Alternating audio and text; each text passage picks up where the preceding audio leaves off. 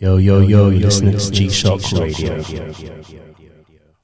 North London, South London, East London, West London. You're jamming with G-Shock Radio.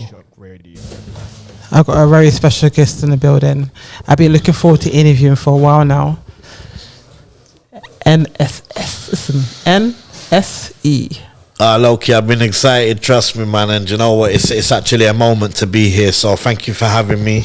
Yeah, No, it's a pleasure. And like I said, I wanted you to be my guinea pig for my first kind of interview. And he's like, look, you don't mind you be my guinea pig. And I was like, are you sure? that's all right, that's all good, man. I'll be your guinea pig, man. It's cool. Do you know what I mean? Yeah.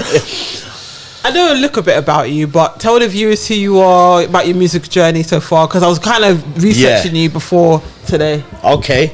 Go on. So yeah, my name's NSC. I'm a host, MC, presenter, event organizer, curator, UK funky pioneer and scene innovator, and a creative individual really from planet Earth. I've been going now 25 years of international bookings between here and Cyprus. We'll get into that a bit later. Please.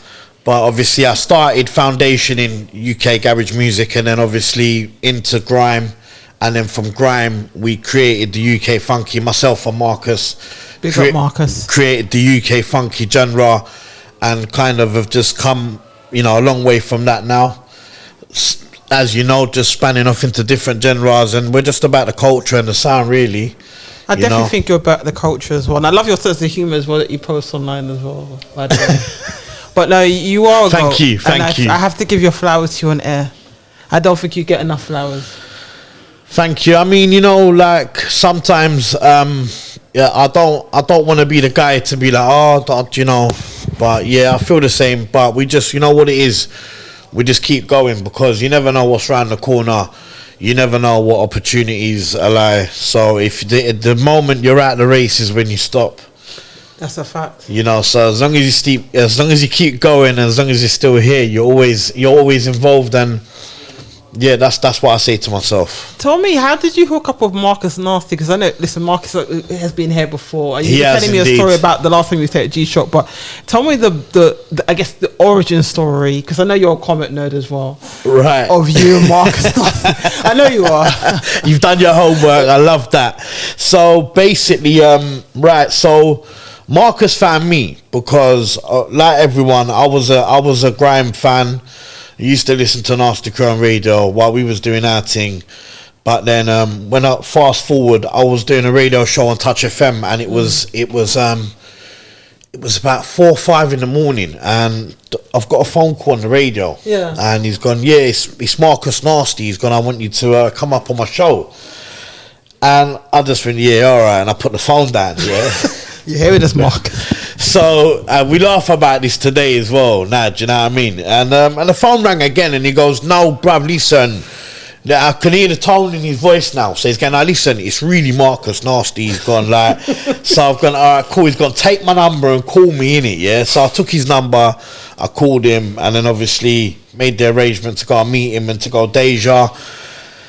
And I went Deja, done the show with him, and at the time I was on. I've never actually told this story. It's funny because I've had so many interviews, and no one has actually had the creativity to ask me that question, which is actually a really sort of, You know what it was? Why I'm asking, I still want to hear more, is because I'm connected on the dots. Who's connected to who's influenced who? Like when Wigman came here.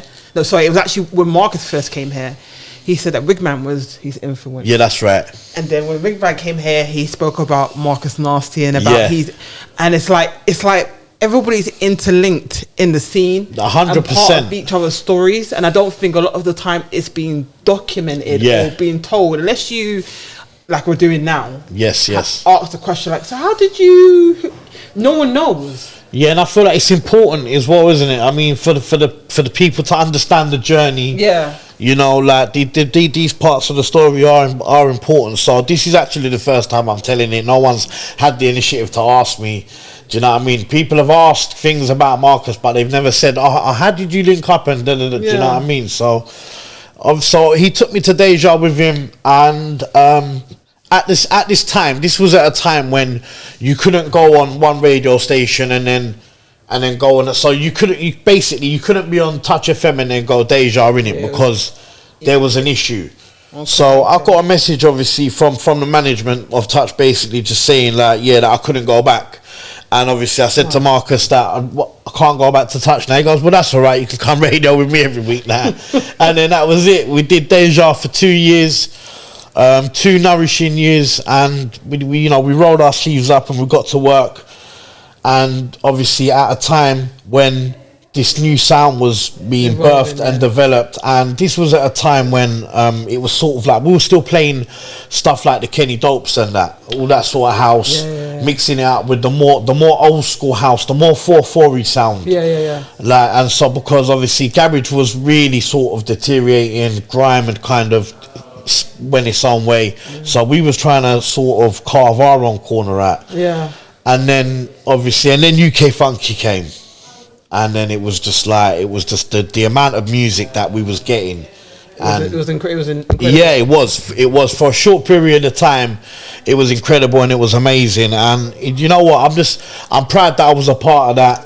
Do you know? So you are part of that history, and I don't think a lot of people are aware of that.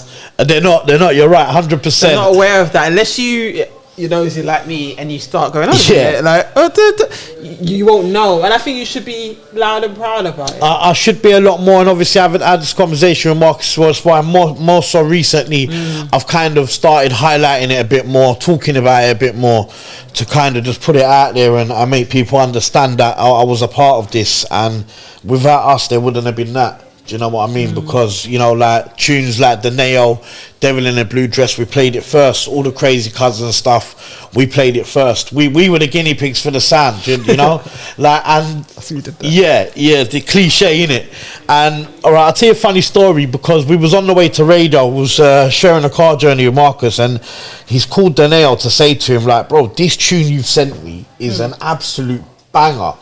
And he goes, do you think so? And yes, what are you talking about? He goes, what, you don't think? He goes, you know what, I wasn't really too sure. So The Nail was actually uncertain of what he'd created, so he didn't realize what he had. Most creatives don't until people will say that what you think is going to pop off won't pop off. It'll be the one that you least expect. The one that because we thought that Bongo Jam was going to be the hit that Crazy Cousins gave us, but really it was Do You Mind? Do you know what I mean? Yeah. Listen, that's the one. What's funny? I'm seeing a resurgence of UK funky amongst the younger generation. Even amongst my kids, I'm like, what? You know about these tunes? These tunes are older than you. But I'm telling you, I feel like we're now in an era of people like nostalgia. 100%, definitely. And I think with the new, like, you know, obviously you'll always have the old stuff that will get blended in. Do you know what I mean? And that's what it is, because people will say, right, they'll start listening to what was made before, you know. And it's like you said, nostalgia wins always, you know. I'm telling you, I'm seeing like a new trend. Like, people want to go back or go to raves that have old school music. Definitely. And I think it's a little bit amongst our age group, because we're getting older now. And definitely, like I said to you, I'm seeing young people now playing like UK funky from back in the days as well. It's trending. It's definitely trending. I'm seeing it's trending right now, and it's crazy to kind of watch like full circle again. You talked about your time in Cyprus. Yeah. How did you find that, like, you know, performing out in Cyprus and Iron Apple? Because I know you were just there recently as well. I've just come back. So this is like my 25th year now that I've been going, and obviously while I was I've been back a couple of weeks now. I went for 7 days to do a booking out there for Carry On Comedy and Funky Disco and MBK. And while I was there, I was just reflecting on the first time that I'd arrived in Napa. It's really sort of like uncertain, like inexperienced, and kind of just like you're ready for whatever was gonna be. Do you know what I'm saying? Whatever it was going to be, I was ready for it. And just going back there with the experience and the knowledge, and obviously just reflecting on it, I'm like, wow, man, it's like we really come a long way from this, man. Do you know what I mean? You kind of remember the first time you ever got off the plane there? Yeah, It's a really surreal feeling, though. it is. Definitely. You kind of have to sort of like kick yourself in it. Really, do you know what I mean? But wow, like when I calculated the numbers and I was like, what, 25 years? Like, let me calculate it again. That's the same number. It is. So yeah, no, it's been an amazing journey, and I've been so fortunate to obviously have the opportunities that I've had, not just here but abroad, and obviously because my family, my mum and dad's from Cyprus. Yeah. So for me to go back there and play there, yeah, man, that's an amazing feeling. Let me ask you a question. How would you say your sound as a host and the way you I guess host or MC has evolved from the time you started to where you are now? What would you say the differences are, what you've learned?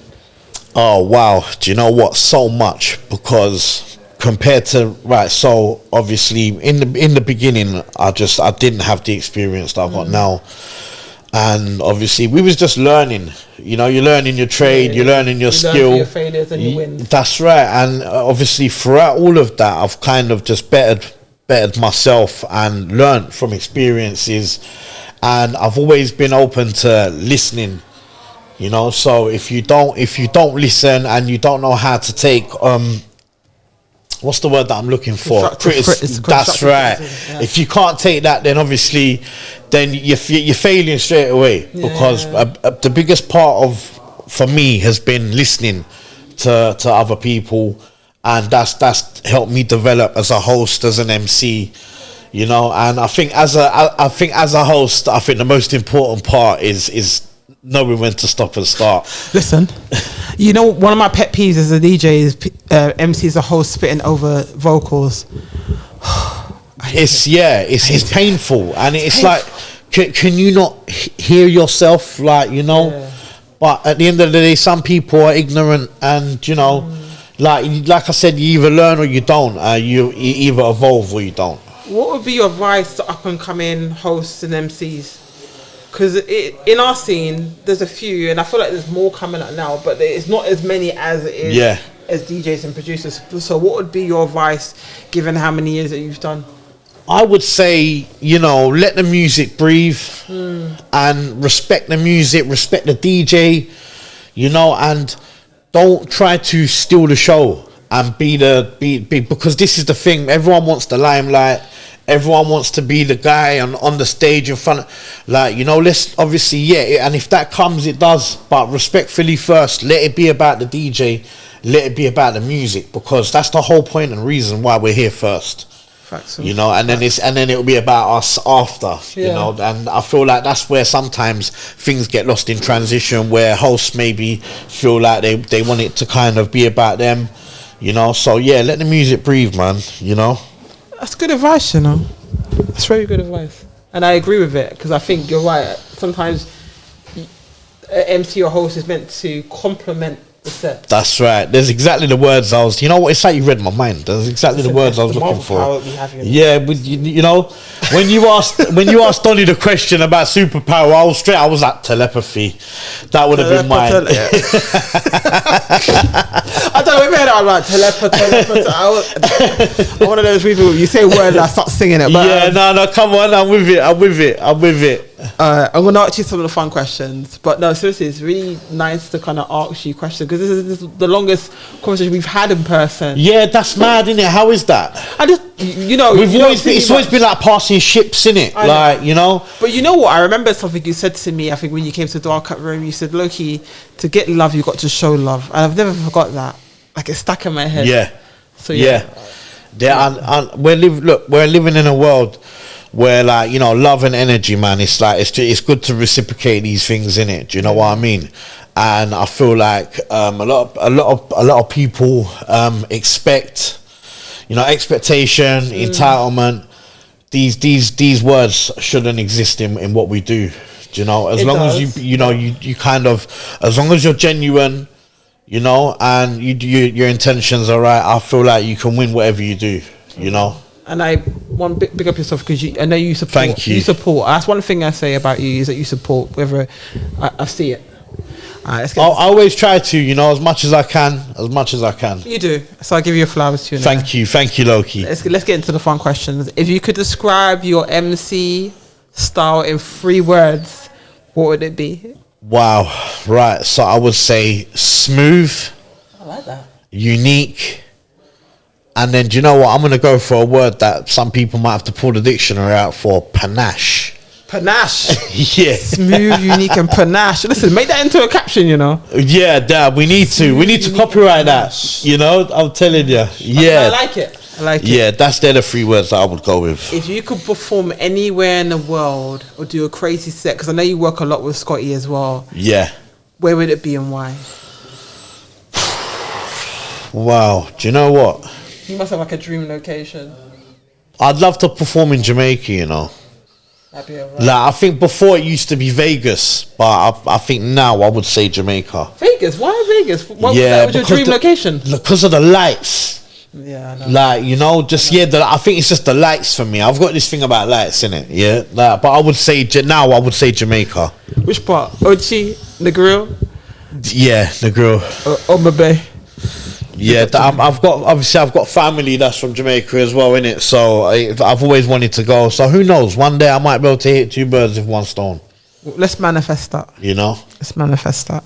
If you could pick 3 albums if you stranded on a beach, what would they be? Because I'm interested in your musical taste. Because when I was going through your post, like your music taste is very, it's different. It is. Yeah. It is. I've got a really open mind when it comes to music. I love all types of music. Yeah. You know, from the old to the new.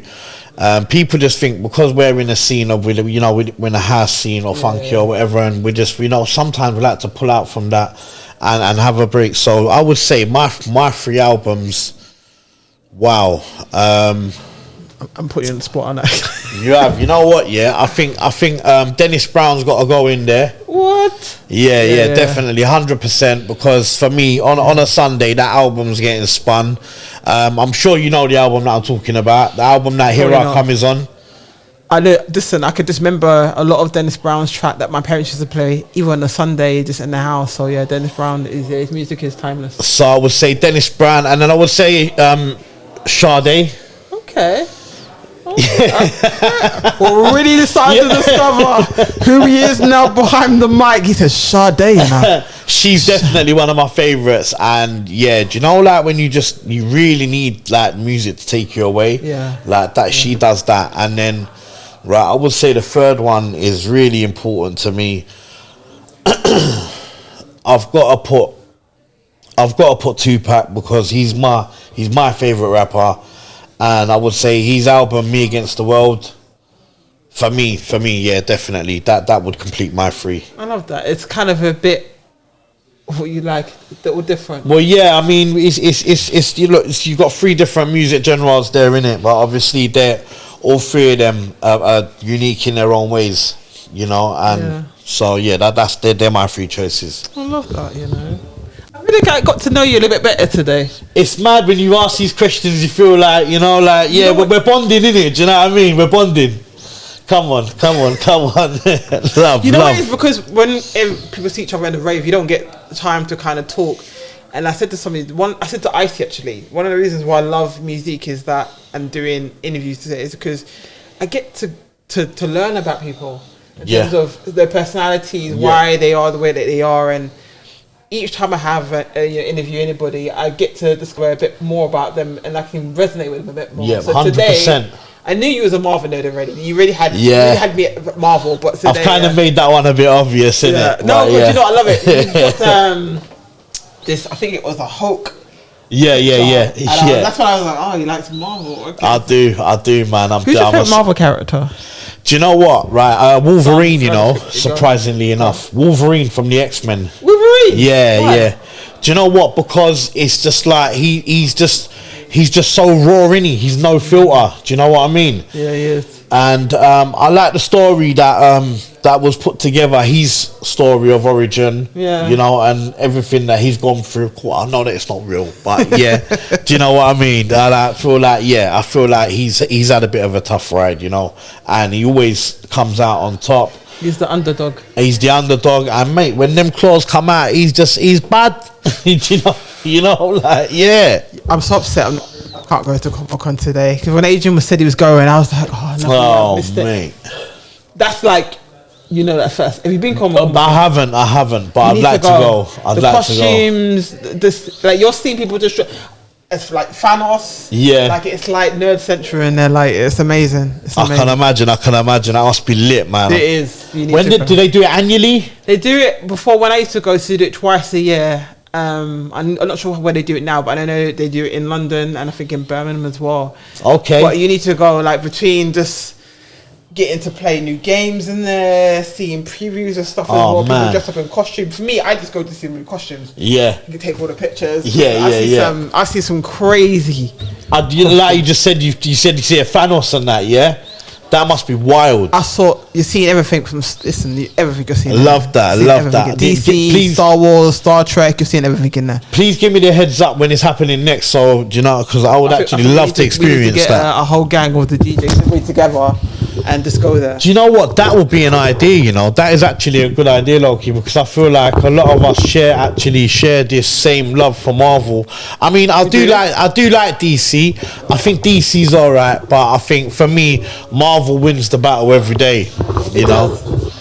So yeah, that'd be good. A group of us, yeah, definitely a great idea. Mic before I don't know what I've done to it. Yeah, that's cool. That was how it was.